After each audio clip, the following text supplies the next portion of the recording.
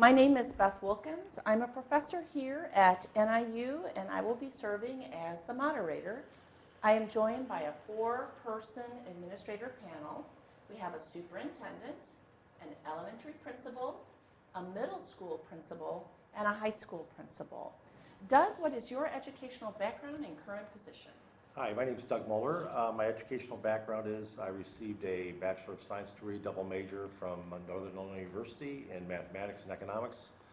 After that, I went on to pursue a master's in applied mathematics from the University of Illinois Chicago, and received another master's in education from Aurora University, and then finally I completed a PhD at the University of Illinois Urbana-Champaign. Thank you, Dr. Moeller. Sharon, would you like to introduce yourself and tell us about your background? Absolutely. My name is Sharon Spears, and I'm currently principal at Gwendolyn Brooks Elementary School with DeKalb School District 428. I earned my Bachelor's of Science at Indiana University Northwest, and then after about 2-3 years of teaching, I began my master's program at National Louis and earned a master's in administrative leadership. I began my teaching career in Gary, and I taught there for about 3 years. Then I moved on to the Flossmoor School District in the South Suburbs, and I began my administrative career in Round Lake, and today I'm here with DeKalb. Wonderful. Thank you, Sharon. You're welcome. DJ, would you share your educational background and current position? Hi, I'm DJ Donner. I am currently the principal at Eastview Middle School, which is part of U46 Elgin. I did my undergraduate work at the Northern Illinois University here in DeKalb. I got a master's degree from Concordia University in educational leadership. I was a elementary principal for 3 years, and I've been a middle school principal now for 8 years.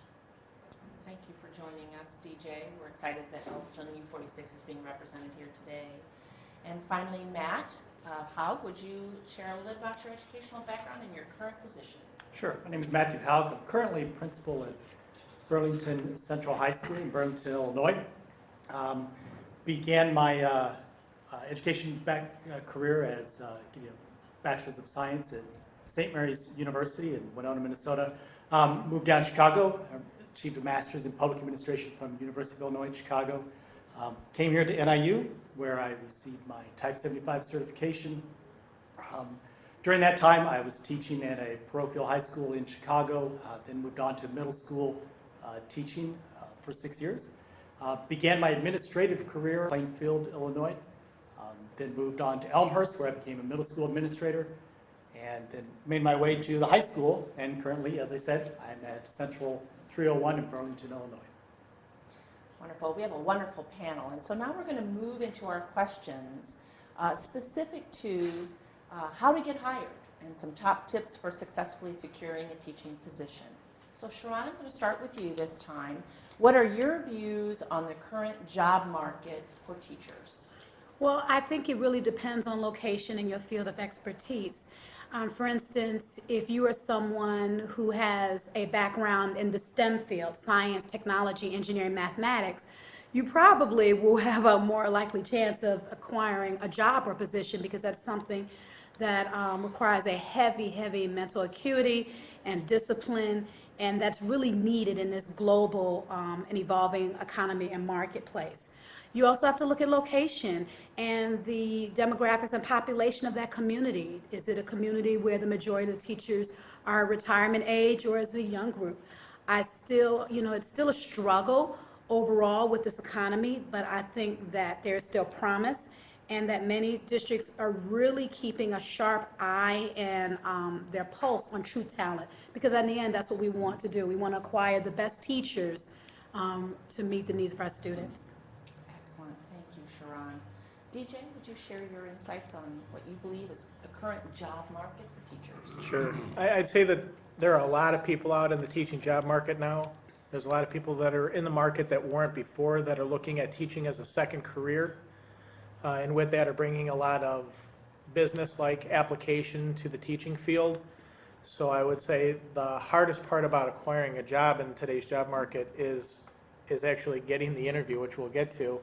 And in order to do that, it comes down to what can you do for our schools, and the more things that you're capable of teaching and the more certifications you leave school with, the more opportunities you have for that interview and for that chance to land a job. Matt, would you add your ideas on the current job market for teachers? Well, I would echo what's been said before. I mean, it is a tough time right now, but it is also true. I mean, districts truly are looking for talent. They're looking for what you can bring to them. They're looking for positivity. They're looking for go-getters, and there are opportunities. Like Sharon said, what field are you in? Certainly, there are opportunities there.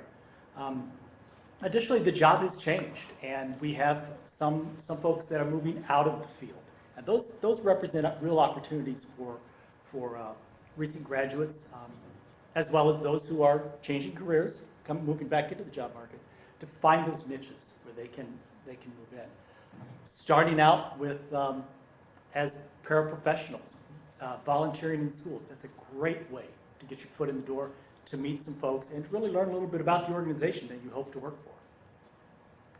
One of the benefits of this panel is that we have administrators from so many different levels. We have elementary, middle, and high school, but we also have a superintendent on our panel.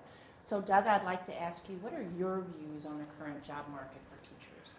Well, from an employer's perspective, it's a great time if you are looking for qualified candidates.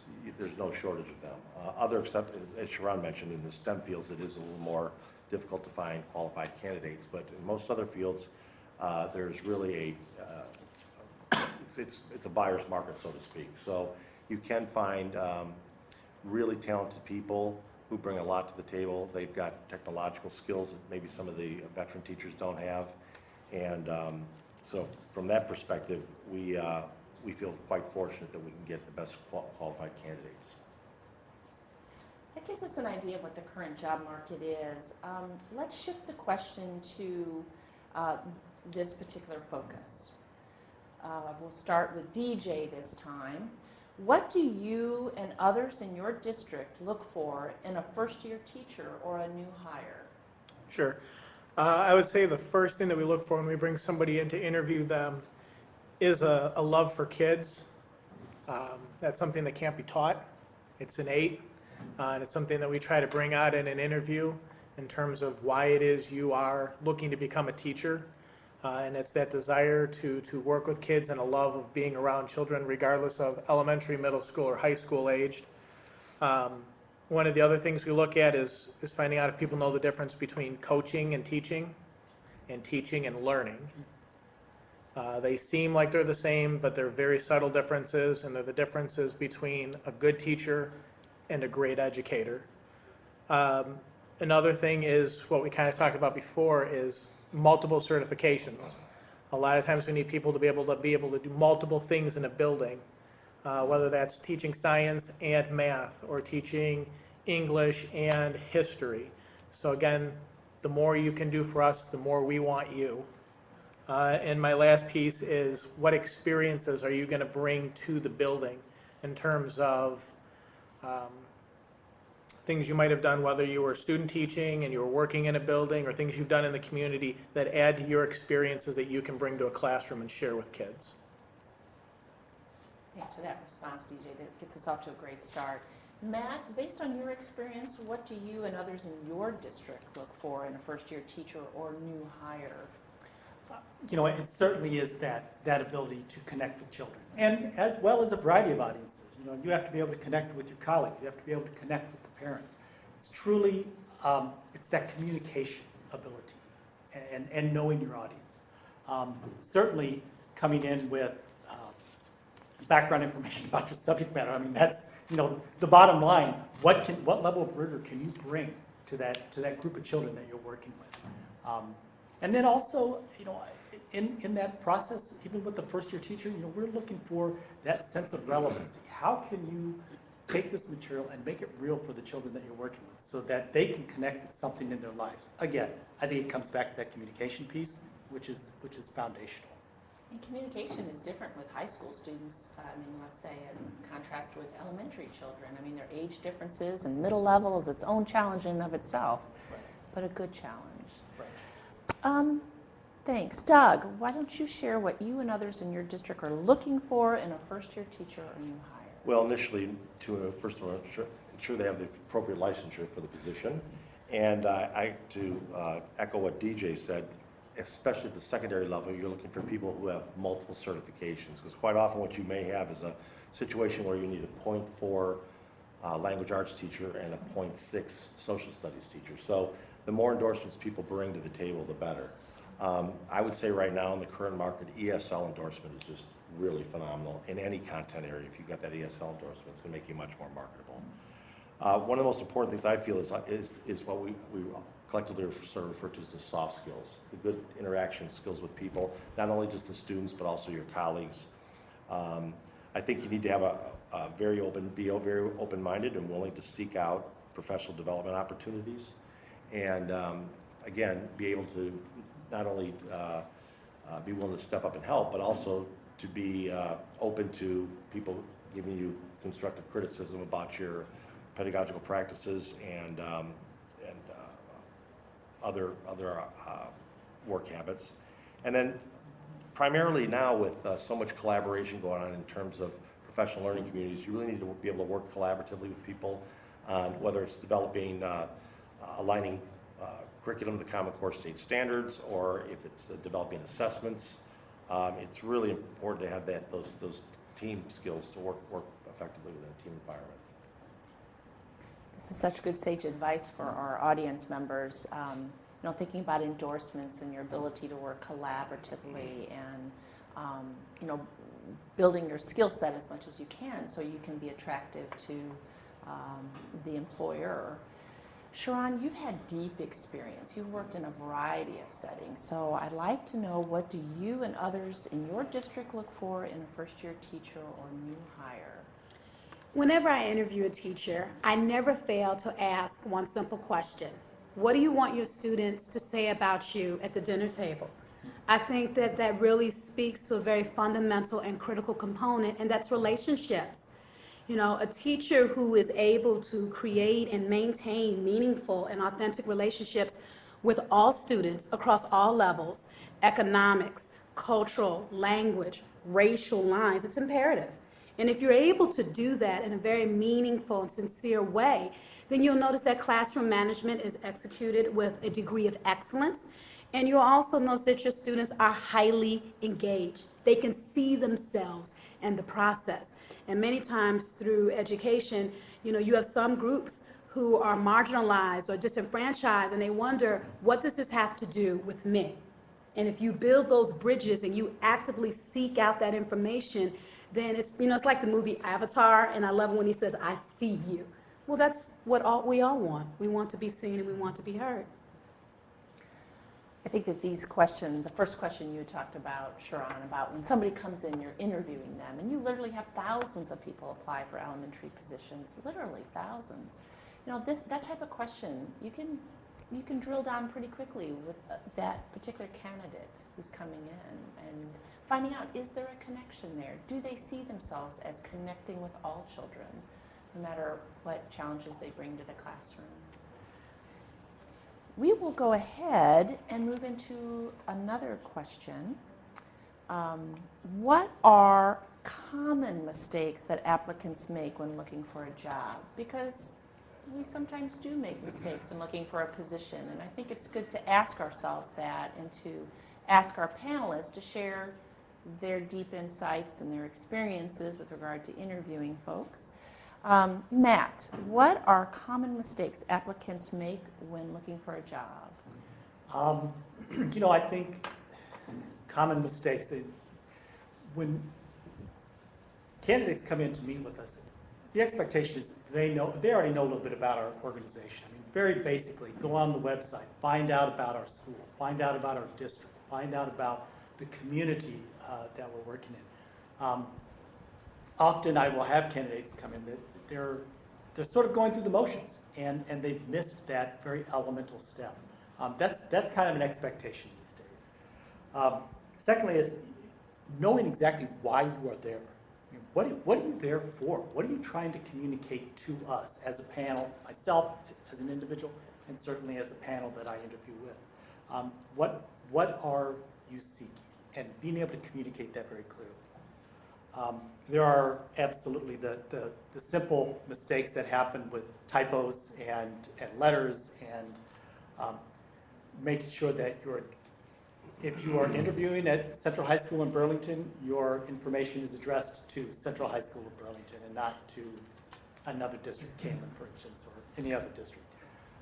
I think those are kind of the common things that we've seen. Thank you. Doug, what are common mistakes applicants make when they are looking for a job? I think quite often you can determine rather quickly if applicants are taking what I call the shotgun approach. They're sending out just hundreds or dozens and dozens of resumes and cover letters, and as Matt said, quite often they will have them addressed to somebody other than the person to whom they are intended. I also find one of the initial turnoffs to me is when people have something addressed to whom it may concern. If a candidate hasn't even gone through the trouble of going onto the website and looking for the individual that's usually the building administrator with whom they'll be interviewing, and they haven't even taken the trouble to properly address the letter to them, that's a huge red flag to me, because to me it speaks of not only their work ethic but their attention to detail. So that's quite often very insightful. As Matt mentioned, typos and so forth are a huge red flag as well.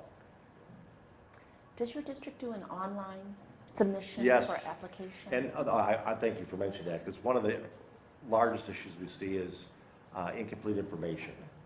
They And will, define what you mean by incomplete well, they information. quite often ask you for your salary. The other thing I think we look for, and those that have been at this a while, you tend to look for several things. You look for, now again, with newer teachers, it's not as big an issue, but for more experienced teachers, a lot of the mistakes you see, you'll see big gaps. You'll see that they worked for one district from 2003 to 2007, then there's nothing, and then automatically in 2011 they'll be working in some other district, and there's just 3 or 4 years that you really don't know what was going on. So I think that tends to raise some concerns in the mind of the person who is actually reviewing the application. Incorrect information about salary, employment dates, it's just basic bookkeeping information, but those are the things that when you do have interest in a candidate, you want to check their references. Those are sometimes the things that come back that would cause you to give pause to consider hiring the individual. Thank you for that more detailed explanation with the follow-up question. Matt, I'm going to defer back to you for a moment. Do you also do the online submission process? We do, and I was going to try to jump back on that with the Absolutely, incomplete notion. please I mean, do. it is critical that that's before the interview happens. So that is your opportunity to really shine on paper as much as you possibly can and give those very complete pictures of this individual that I, as an administrator, don't know anything about, but is there something there that's going to grab my attention and hook me and say, yep, I want to bring this person in to meet with the group of teachers because we think they might be the right candidate. Great, thank you. Sharon, what are the common mistakes you see in applicants when they're looking for a job? Well, at the sake of being redundant, again, it's a failure to do research for the very district that you applied for. You know, we want to know that you genuinely want to be here and that you're not just, going through the motions of securing a job. And that becomes really clear. But I also think that another common mistake that's often overlooked is that the applicant has to remember that you are interviewing for this position just as much as the employer is interviewing you. There seems to be like this loss of power because not every school district is good for you and vice versa. So you have to walk into that interview knowing you're not just interviewing me, I'm interviewing you. This has to be a fit that is mutually beneficial and agreeable to us, because if you don't feel that sense of empowerment, you won't really ascertain what it is that you need and you're looking for. And it's a disservice to both of you because it's, again, you have to build the relationships with the kids, but you have to build the relationships with the people you're going to work with, and not just your department colleagues, but across all levels. Your building administrator, central office, and how that all gels together. Because sooner or later, if that fit isn't put together well, it will trickle down to the students eventually. And that's why we're in the business, to do a great job and hire the best teachers we can. Thanks. DJ, what are the common mistakes you've seen that applicants make? Well, things that have already been said. I mean, I can tell a true story that I had 78 people send an application in for a 5th grade job. And when I eliminated all the ones that had spelling mistakes, or all the ones that said they only wanted to teach like 1st and 2nd grade only, I was down to 6 applicants out of 78, and those 6 got the interview. Wow. So if you are sending out a cover letter and you are sending out a resume, and that is what we have, that has to represent the best of you, and you have to be open to the job at hand. So don't pigeonhole yourself to one thing, and make sure that it gets checked by 2, 3, 4 different people before you send it out, because if that's the only thing we have to go on and there are mistakes, you go in the garbage can. You know, you don't get that opportunity. Being prepared for the interview. Interviewing is a skill, and like any other skill, it has to be practiced. So when you walk in and we start asking you questions like, tell me a little bit about yourself, and you're stumbling over that, it shows me that you haven't prepared yourself to become a professional. You're a tire. When you walk in, first impressions can't be taken back. Whether you are very underdressed and you're walking in a pair of cutoff shorts and a t-shirt, or whether you're walking in clothes that look like you were at the bar all night and you strolled into the interview the next day. And sadly, those are things that take away from something you might be saying that is excellent. So dress prepared and accurate with your information, I think, are the keys. Across the panel, I've heard really 2 facets to these common mistakes. There's the front end of the application process, which you've really discussed quite well. And you've also now discussed the actual interview itself. If you make the cut and you actually are going in and you're getting that interview, there are certain mistakes that can be made. So preparation, making sure you know the district, you are prepared to interview the district as well as they interview you. So there's 2 phases to this process to successfully secure a teaching position. And all applicants need to think about that. And I found that your comments were very pragmatic. We're going to move into another question, and as we move through this question, I'm going to ask our panelists that feel free to jump in and interact with comments that are made by others on the panel. So, Doug, this time I will start with you. Okay. What are 3 top tips you would like to share to help candidates successfully secure a teaching position? I would say my number 1 tip is do your homework about the school to which you're applying. Nothing is worse than having somebody coming in and they don't even know anything about your demographics, anything about the culture of the school. It's really important. You want them to, as an interviewer, you want to know that the student or the applicant really is interested in your school in particular. And that really leads to my second tip would be, when generally most interviews end with, do you have any questions for us? Ask, and this speaks to what Sharon said, you're also interviewing the school to some degree. Look at their school report card. Find anomalies. Find something that's going on in the school that of which you may have some concern. For example, you may look and see that there's a big discrepancy in achievement scores between low SES students and non-low SES students. Asking a question related to that demonstrates that you've actually done some data analysis and looked into specific characteristics of the school and what may be identified as problems. And the third thing I would say is make sure you follow up in a professional manner. By that I mean a thank you note, again, personally addressed to the person or people with whom you interviewed.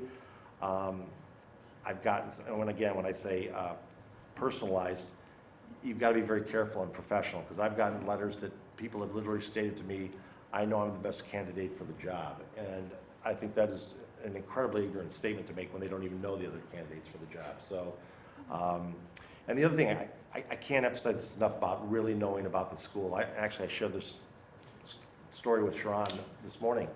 Now, I was interviewing for a principal position, but when I came out to DeKalb, I read everything on the website. I read every document. I read through their literary magazines. I read several issues of the school newspaper. And there was a picture in the latest edition of the school newspaper about the Bass Fishing Club going to the state sectional fishing tournament that weekend. So there was a picture of the coach with a few students. So when I was in the first round interviews, I saw that coach in the room. And at the end of the interview, as it was breaking up, I said, oh, Mr. Elliott, by the way, good luck this weekend at sectionals. And he said, excuse me? I said, don't you have your bass fishing sectionals tournament this weekend? And I can tell you right there that that's probably what got me my second interview. Great advice. You said we could jump in on some of that. One of the things that you said was that you should be researching the school and comment on something, but try to tie it in too to what you're certified in and what you're interviewing in. So when you look at the scores, if you see a discrepancy between Hispanic students and white students in mathematics, and you're the math interviewee, coming in for the interview, that's when you ask the question, I noticed a discrepancy here.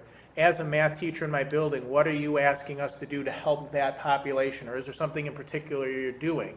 And have ideas around that. That shows that you're thinking about what you do, knowing what the building is doing, and how you might place yourself above other candidates because you're going above and beyond just, I'm going to walk in the classroom and teach a lesson. And if I can even jump in, I agree with Dr. Moeller. There's nothing worse than asking a candidate, do you have any questions for us? And they say, no, I don't. I don't think they realize how much you've revealed about yourself in that moment. This is a great time to ask the principal and the team, because again, these are the people that you could potentially be working with. So you may want to ask them, if I was to, acquire this position, what's the one thing you would like to see me do?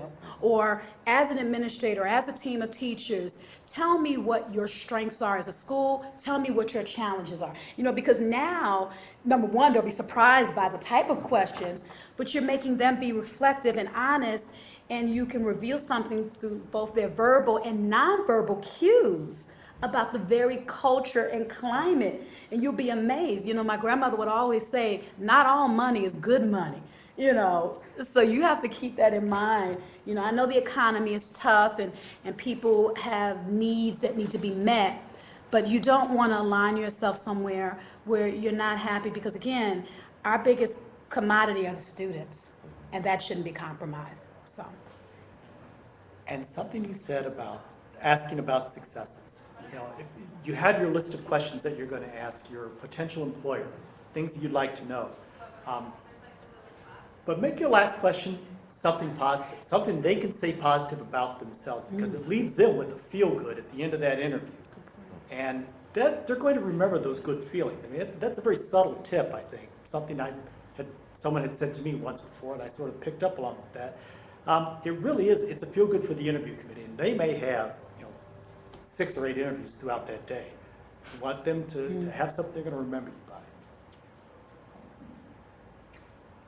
I appreciate your interactions with each other. I'm writing down and keeping track of your top tips. Sharon, were there others you wanted to add? Well, my number one would be rely less on canned answers and do more to share authentic experiences with answering the questions that let people know who you are as an individual. The first common question is, why do you want to be a teacher? Because I love kids. That doesn't tell me anything about who you are. But if you get into, I remember this time where I was studying to be a ballerina and I really struggled, and my mentor showed me this and brought the world into this. And because now we're getting inside of who you are. And you can do that with pretty much every question, Common Core, classroom management, that's really what they want to know. They want to know you as the person. The second thing I would say is to examine your personal and professional experiences and compare that to the characteristics of the district. For example, if you're applying in a district that has a heavy diverse population, but yet there's something in your personal and professional background that doesn't even lend itself to diversity, well, then the first question is, 1, would this be the appropriate environment for you? And 2, if that is a genuine interest, then use your time through volunteering or anything else to get into those environments and learn something, because then you can come back with those authentic experiences. And most importantly, it helps cement exactly what it is that you need and what you're looking for. And then I would say the third thing would be to stay abreast of educational trends and be able to state how you can use them within your instruction. We're less impressed that you can cite Common Core, to the letter, but more concerned about what that's going to look like in math. How are you going to create differentiated questions that reaches all students? And if you have a student that's struggling, do you have a sense of withedness to say, okay, I gave this child an open-ended question, let me make it true and false, because I don't want them to give up. Now this goes back to the maintenance of their integrity, their relationship, pre-teaching. Those are the things we want to know. Great advice, great tips. DJ? And I'd say the first thing is practice. It may seem corny to sit down with a friend and you interview them and they interview and you practice, but interviewing is a skill.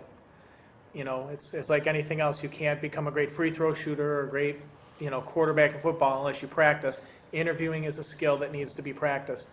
And it's not that hard to think about what you're going to be asked in an interview and to figure that out and to not rehearse it so that you have a canned answer, but rehearse it so that you are prepared to answer the questions that will be asked of you and get out what you need to say so that you don't walk out of an interview and go, oh, I wish I had just told them this, because you might only get that one chance. The second one, obviously, we talked about is coming prepared for the interview, and we talked about bringing questions with you. It's much an interview, you, them, as it is us to you.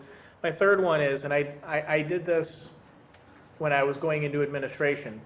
At NIU, I know we all had to write an educational philosophy paper our freshman year. Now that you're done student teaching and you're ready to get out to the workforce, rewrite it. And then look at the difference between what you did before and what you've done now that you've actually been in a classroom. And think about those core beliefs that you now put into your educational paper. That should be the message at the forefront of everything you say when you're in an interview, because that's the core of who you're going to be as a teacher. That's a great suggestion. If I may, it's interesting because I wrote this down because you brought a flashback when you said practice interviewing. I will never forget, I had applied for an administrative position in a very affluent school district. And about 24 hours before the interview, they emailed me the interview questions in advance. And this was the only district I've ever seen this. And I asked it, and I'll never forget, I said, why are you giving me the interview questions in advance? And he said, because we don't have time to not get to see you. We said, we would rather give you the questions in advance so you're not fumbling, you're not nervous, so we can get to the heart and see you. And I thought that was the most interesting thing ever. Now, the benefit was I held on to those questions because after a while, everyone kind of asked the same types of questions. But I had never heard of that before. And like I said, it was a very, I can't remember the name, so I'm not going to say, but it was a very affluent school district. And when I'm thinking, wow, he said, we want to know you. We don't have time for you to stumble. And I'll never forget that. And I figure in a typical interview for a teaching position, I might ask 26 questions, and you might be in the interview for 50 minutes. So you need to be able to say the things that are most important to you and say it in a manner that's concise and can keep it within that time frame. Great. Matt, what are your top tips? Well, and I would kind of tag on to that. You talk about authenticity in situations. Being able to generate alternatives. When interviewers ask you questions, they're going to want to know, present you with scenarios and how you would address those scenarios. So being able to bring some of your experiences to those scenarios that they present, that's key. I think that's very key, and that helps give us that full picture of who you are as an individual. Additionally, if you can present authentic, specific achievements that you've had with your students, student teaching, or if you are moving from district to district, working with students, or in organizations that you volunteer with, when you can demonstrate that you've had success with groups and that you can somehow then bring that same success into this environment, that's important for school districts to know. That way we know that you're a go-getter and that you're someone that can actually set goals and meet those goals. I'll just say one more thing is, we table that, is the hardest part about getting the job is getting the interview. If you're getting the interview, you're now, instead of one of 4,000 candidates sitting out there for an elementary teaching position or 2,500 for a secondary position, you're now probably one of 6 to 8. So what are going to be the things that separate you on paper from everybody else? And that really comes down to, everybody does student teaching and does their clinical work, but have you volunteered at places? Have you worked with a different diverse group? Have you brought in an experience? Are you part of a professional organization? I'm a 2-time past president of Phi Delta Kappa. So if somebody has Phi Delta Kappa on their resume and they're already in school and they haven't even gotten into the workforce yet, I know that they're already reading a professional journal and they're getting copies of professional books. This is somebody who's taking their practice seriously. That might be the difference between two people on paper when I have to decide who I'm bringing in for an interview. Good, good. I'm just trying to keep up with all these great ideas. There's a whole page I have. I think we even came up with more than 3 per person, so that's even better yet. I know I'm getting some questions online from people. They've been typing in questions as you've been presenting. And so I'm going to start, as promised earlier in the webinar, I would start with our live audience members first, and then I would go to our online questions. So I'm going to take a question from our live audience first. The floor is yours.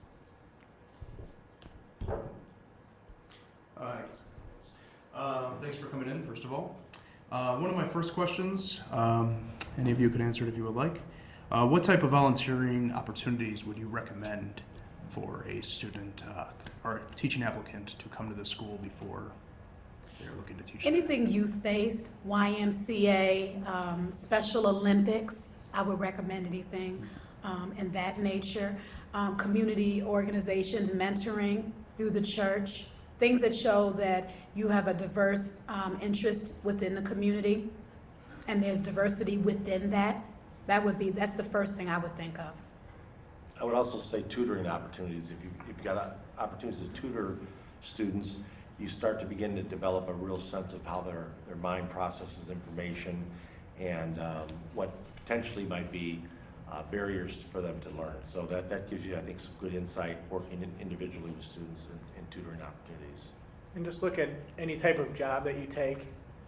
Obviously, you need to make money, but if I'm going to work at a bar, or I'm going to work at a youth home, or I'm going to work as a lifeguard, where I'm going to be teaching kids how to swim, well, I can take that and the teaching practice of doing that, and I'll apply that to how I may teach math or how I may teach science. Is very different than, you know, a job just for job's sake. Other responses to this question? It's a great question. I'm going to defer to our online question, then I'll come back to the audience. Our first online question, DJ, I think this goes back to you, something you said. Mary would like to know, please explain or elaborate what you mean about knowing the differences between being a teacher-learner and teacher-coach. A lot of times I ask the question, what's the difference between teaching and coaching? And a lot of people say they want to get into teaching because they love coaching kids. Well, if I'm coaching a sport, I've got a group of individuals who have a specific set of skills and a strong interest, and they're there because they want to be there. When you're teaching, you have kids that are there because they have to be there.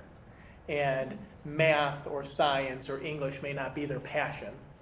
And it is your ability to help students learn that is more important. It's not about the teaching, it's about the students learning. And that's a very subtle way in which you can deliver instruction, connect and reach with kids. Coaching is barking out orders and then they go and follow them. And that used to be a model for teaching in the 50s and in the 60s. But in today's day and age, you can't do that. Great. I'd jump in on that if I could. You used a great word, you said connect, and that's really what it's all about. If you could help kids make connections, you know, if they're the unwilling participant in a U.S. history class, if you can connect them to that material in some way, to some aspect of their life, you might spark that interest, and then they take the ball and they start running with it themselves. You're able to avoid that barking out orders and fill out this worksheet. Rather, they're active, they're engaged. And I think it goes to, you had mentioned earlier, there was a webinar before this that was done on the Danielson framework. So if you haven't looked at that, I would recommend going back and looking at it. 2A in the Danielson framework is teacher interactions with students, and 3C is all about student engagement. And those are pieces that we take a critical eye to when evaluating first-year teachers. So those are big components to look at and to really know a lot about, and then bring that out in your interview. Thank you for pitching our webinar, our previous webinar on Danielson. It is a topic that we're trying to get that information out to our students, not just know there are 4 domains, but what are those domains, especially the 2 inner ones, the second and third, because that's really what classrooms are, when they go in for observations now, administrators are looking for those very tangible things that they can measure when they're in the classroom. Other responses to this question by Mary, differences between being a teacher learner and a teacher coach. I could talk a little bit about, I'm using coaching in a different context, being instructional coaching. Great, Doug, that's great. And that is a tremendous asset. As we all know, I think we've all learned over the years that one-shot workshops really are not effective professional development. And my first year at DeKalb High School as principal, we were put into restructuring. And part of the restructuring, I tried to frame it. I said, yes, people felt stigmatized, but I said the benefit of being in instruction is we got a considerable amount of resources allocated to us. And one of those was 2 instructional coaches. And so we subscribed to the Jim Knight instructional coaching model. And so we invested on having actually our 2 instructional coaches that were hired within the building and me. We went out to Kansas for 6 days and did the training. But that really helps build capacity, and it's ongoing and sustained coaching for your teachers. And the beauty of that is, and one of the key components of that is, it's not evaluative in any manner. In fact, Jim Knight talks about this relationship between the instructional coach and the teacher. He literally uses the term intimate, an intimate relationship. And for administrators, what they need to know about this coaching model is that you cannot use it as a punitive measure. For example, if you evaluate a teacher and you find maybe they're having some issues with classroom management or organizational skills, you cannot say you must work with an instructional coach, because then it changes the whole dynamic of the relationship between the coach and the teacher. So I think of coaching, because of those experiences, in an entirely different context. I appreciate you bringing up the notion of instructional coaches, because I know that's becoming a pretty premier model in districts, and it's a wonderful support, especially for newer teachers and even veteran teachers for that matter. Lisa asked the question of our panel, do you prefer a mailed thank you letter, or is a thank you email sufficient? I think they both work. I think it depends on the style of the administrator. Now, I'm old school. I love having something written out. I don't do evites, and most of my friends know that if you send me an email, I probably won't get to it right away. Just call me, reach out and touch someone, as Diana Ross would say. So I'm kind of partial to that, I'm a little sentimental, but I really think it really depends on the administrator. For me, I feel like get so many emails throughout the day, to just sit back and read a note is very refreshing, and that's just my take on it. I would agree, because it's my generation. I mean, long before word processing, to have a handwritten thank you note, I think is much more personalized and meaningful. I would say both. A lot of times we're making decisions and we're checking references within a day or 2. And so the letter won't get to me by then, but the email will, and I can share that if there's a team interviewing. But then also getting the hand one maybe a couple days after that, that's a little more detailed and a little more personal, goes that extra step. I would agree. I've become just much more accustomed to receiving the email probably before their car leaves the parking lot. Right. Which seems that seems disingenuous to me a Well, little, it does. a little bit. I They get drafted it and just something to get out. Right. I get that, but what's nice, when you can identify the people that interviewed you, and you specifically thank Mr., Mrs., along the line, I think that's critical, whether you're doing a handwritten or you're doing that email. But being able to identify those individuals who were part of that interview team, that goes a long way. I think the common thread to your responses is you must say thank you. It just really depends on the setting, and maybe generationally some differences too, is what I was hearing as well. So I'm going to take a moment away from our online questions, and I'm going to go back to our live audience with another question, please. When you are interviewing your teaching applicants, what is the importance you put on individuals that are looking to continue their education once they get a teaching job? I think it's critical. You know, we expect our students to be lifelong learners. We expect them to evolve. You know, it's like Stephen Covey, what is it, sharpen the saw. You know, I always tell my teachers, tenured or not, growth is everywhere, welcome and always. You know, how do we inspire our students to stay motivated if they don't see us read, if they don't see us make mistakes, and let them know I've made a mistake, or I need to rethink that, or you know what, I don't know, let's go on a smartboard and look it up together and let's explore. I think that's very meaningful. I sat in an IEP meeting yesterday and a parent had revealed, I don't read. I'm just not interested and I don't. Her child struggles with reading. And I was trying to get her to understand, but if you pick up a book, imagine the impact if that child just sees that you made an attempt. You can't ask your children to do things you're not willing to model yourself. And I thought that was really telling at that moment. I know in our school district, the first 2 years, we have teachers involved in a teacher mentor program, but starting with year 3 on, teachers every year have to meet with me and with whoever their administrator is, and they have to share a professional development plan that they have. And that could be a classroom-based inquiry where they're learning based on some hands-on activities and things they're doing within the class. It could be working on a master's. It could be going for their national board certifications. But they have to have a professional development plan and show that they're continuing to grow and learn as an educator every year, year 3 on, through the rest of their career.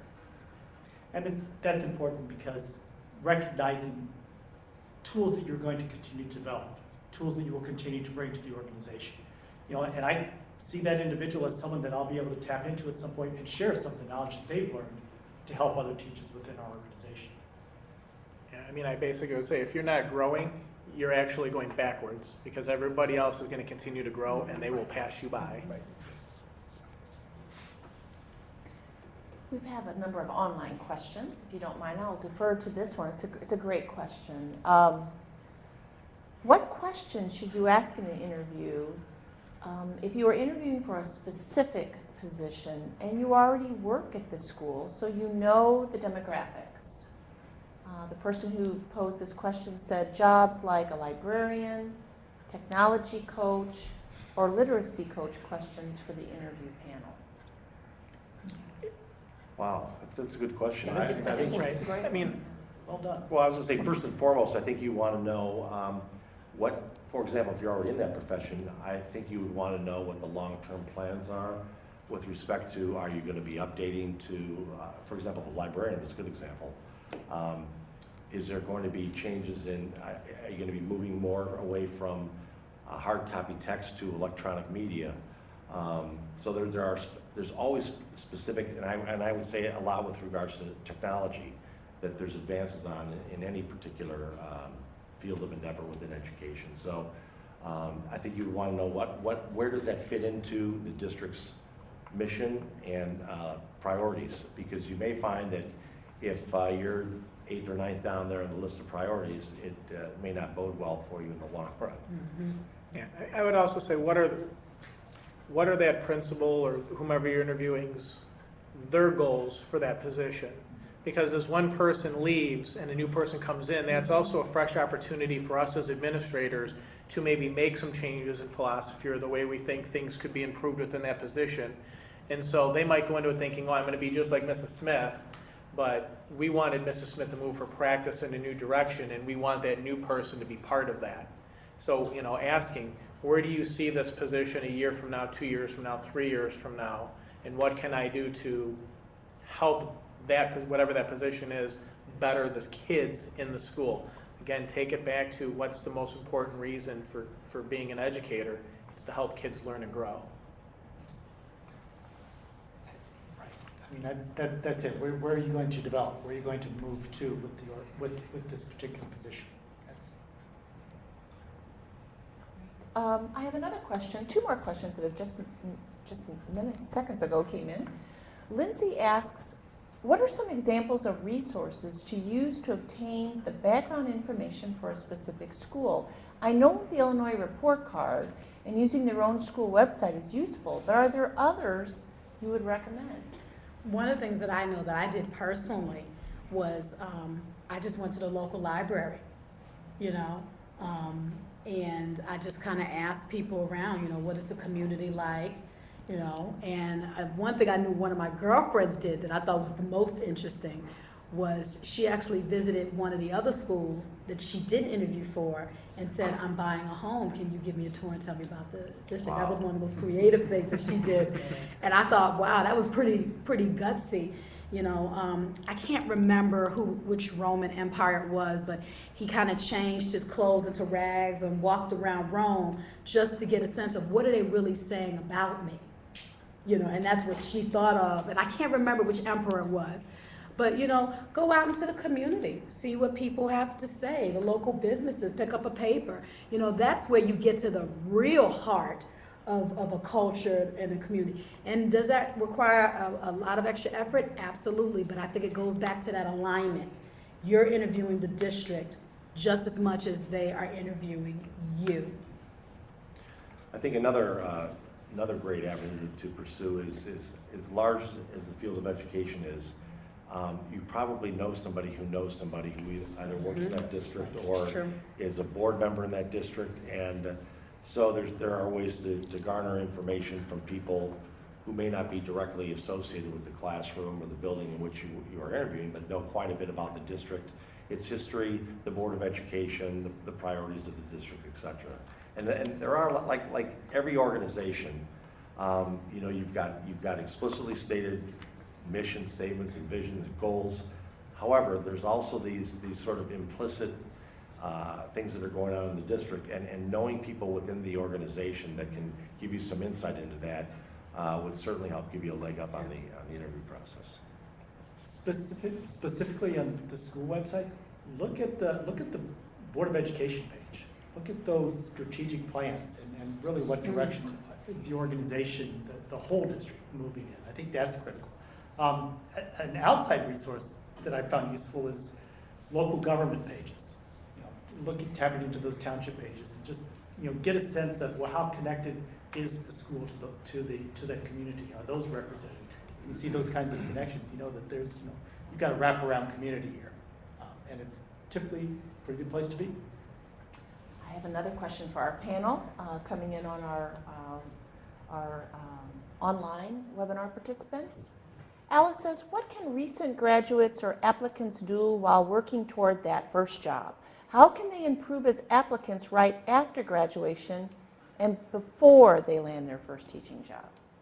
I'd say there's a couple things. Number one, I talked earlier about getting involved in different organizations, whether it's you know, the Illinois Association for Mathematics Teachers if you're a math teacher, or Phi Delta Kappa if you're looking to be, in general, looking at that as an educational philanthropy, and start reading. Most organizations then start sending you journals, and get in while you're still a student and not have your job, because it's a lot cheaper. But to start looking at those resources, I would recommend for anybody going into education to read 2 books. One from Rick DeFore on professional learning communities. The other one is Fair Isn't Always Equal by Rick Wormley, which really hits grading and standard-based learning. Those are things that are being discussed pretty much in every school district and in every building, and so the more you know from national-based experts, the better. Other advice from our panelists?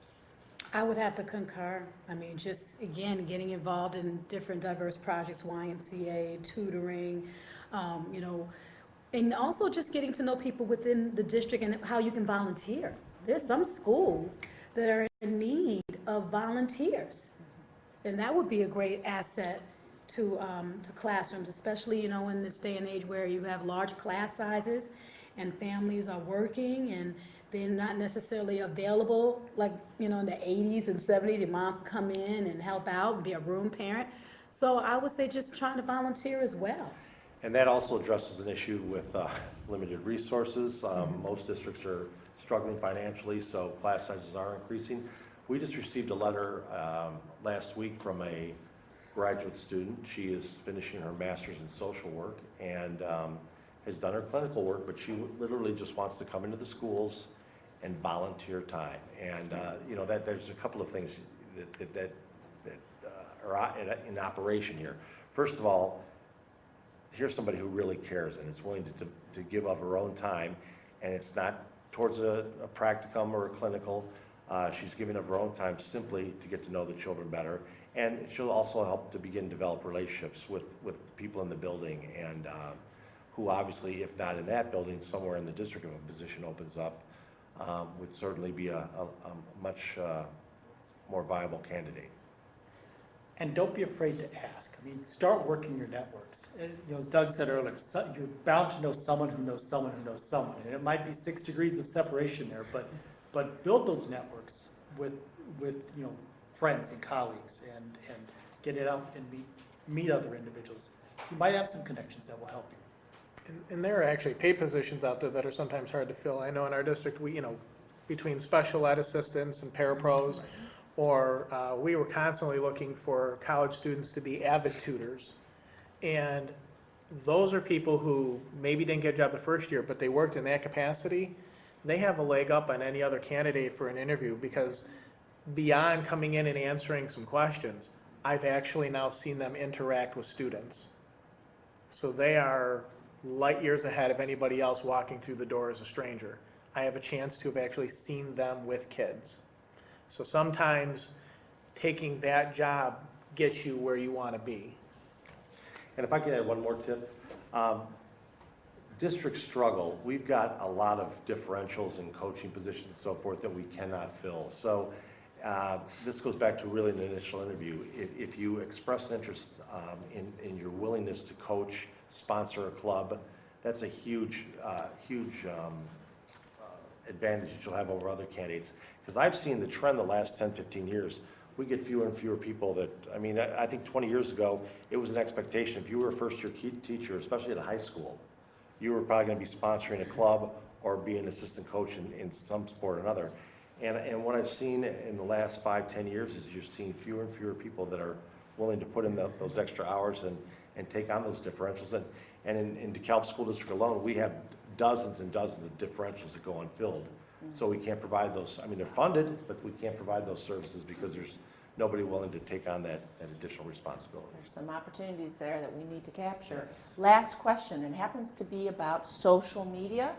Bess has a question. What should applicants keep in mind regarding their use of social media, for example, Facebook? Oh, Wow. my. And how that may be accessed or referenced by potential employers? This is our last question, and it's a great question. I think we all have very strong opinions on this. Absolutely stay Stay away away. from it.